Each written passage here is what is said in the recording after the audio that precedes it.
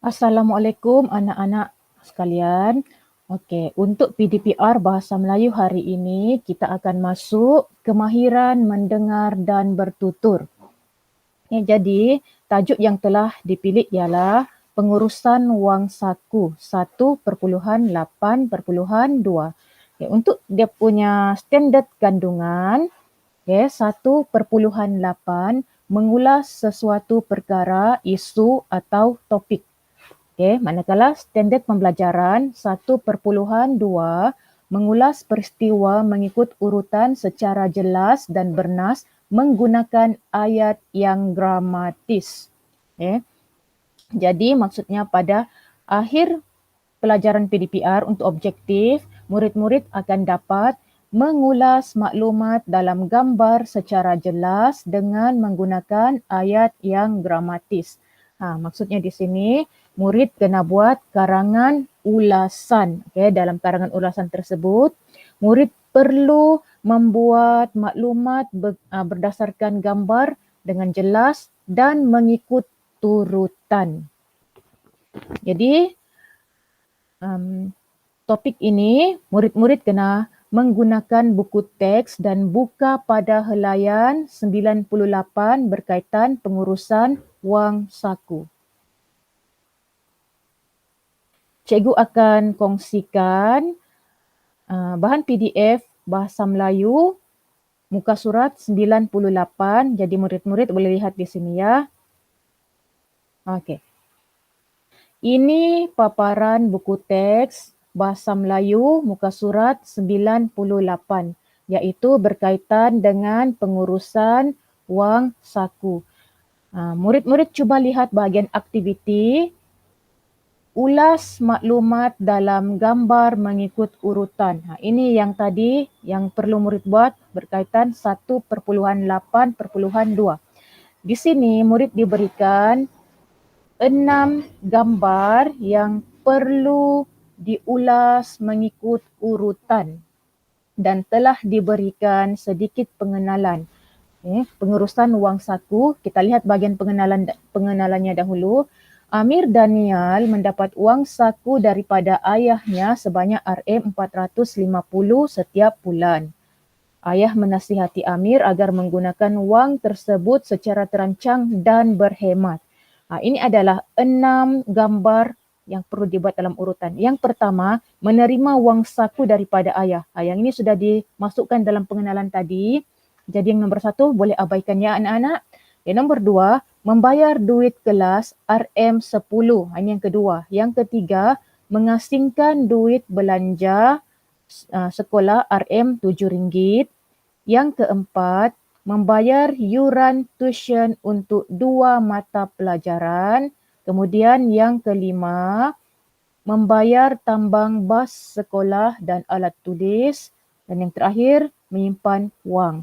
Murid-murid kena buat ikut urutan. Jangan langkah dari nombor 1 terus ke nombor 4, nombor 6, nombor 3, kemudian nombor 2 dan akhir sekali nombor 5. Ikut urutan nombor 1, 2, 3, 4, 5 dan terakhir sekali 6. Jadi kita lihat urutan tadi, nombor 1 tadi sudah dimasukkan dalam pengenalan. Jadi kita ambil ayat yang kedua ini, membayar duit kelas RM10. Okey, cikgu tunjukkan karangan ulasan contoh macam mana cara buat untuk permulaan ya. Cikgu tidak buat untuk semua, yang permulaan sahaja.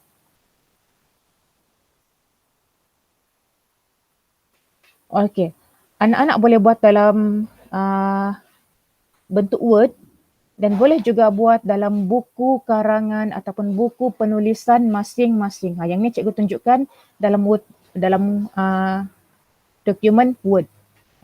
Pengurusan wang saku ini cikgu ambil tadi dalam pengenalan. Amir Danial mendapat wang saku daripada ayahnya sebanyak RM450 setiap bulan. Ayah menasihati Amir agar menggunakan wang tersebut secara terancang dan berhemat. Jadi kita sambung yang tadi. Yang kedua tadi, membayar duit kelas RM10. Jangan terus masuk macam begini. Membayar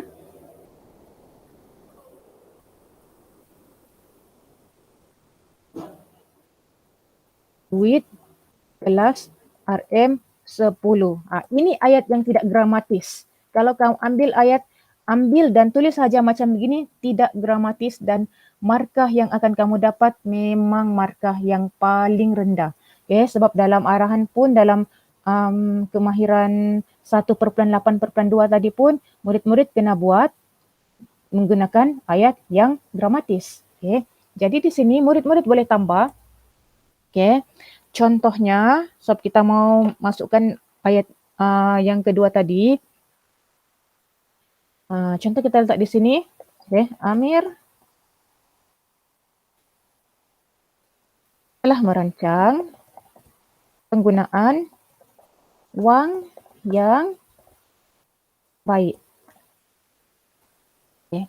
Pertama, ini yang perancangan pertamanya tadi, membayar duit kelas RM10 kan. Pertama, Amir membayar duit kelas sebanyak RM10.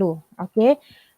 Dan sebolehnya tambahlah maklumat, apa-apa maklumat yang boleh diberikan dalam ini. Contohnya, Amir membayar duit kelas sebanyak RM10 yang akan diserahkan kepada guru kelasnya kelak. Ini yang pertama. Jadi murid-murid boleh sambung yang ketiga, yang keempat, yang kelima, yang keenam dengan menggunakan penanda wacana dan juga sedikit huraian. Okay. Dan sebaiknya gunakanlah ayat-ayat yang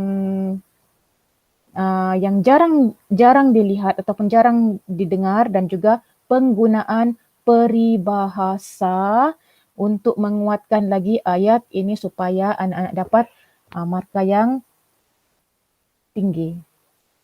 Okay. Untuk karangan ulasan ini buat dalam 1 perenggan sahaja. Okay. Semoga berjaya dan semoga dapat hasilkan karangan yang baik.